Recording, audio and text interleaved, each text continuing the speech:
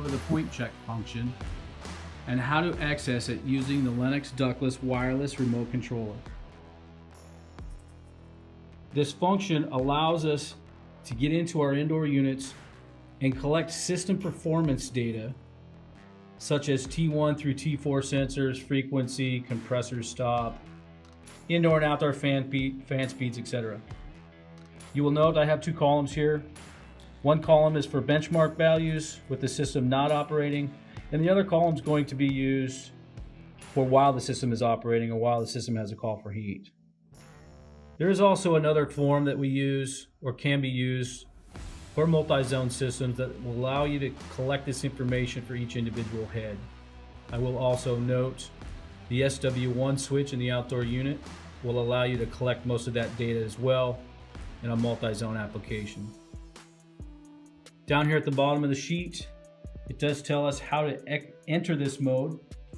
And we're going to be entering this mode by taking the remote control and we're going to hit the LED button 3 times.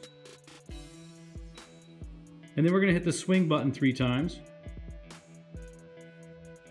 And if we wait 7 to 10 seconds, it then takes us into the point check function mode. From there, we are able to scroll through using the LED button and the swing button to collect the data for the value of the sensors. As you can see, R2, which is actually T2, has a value of 21. R1 is actually T1, so not to be confused, it is actually a temperature sensor. Again, these values are in Celsius and will need to be converted to Fahrenheit.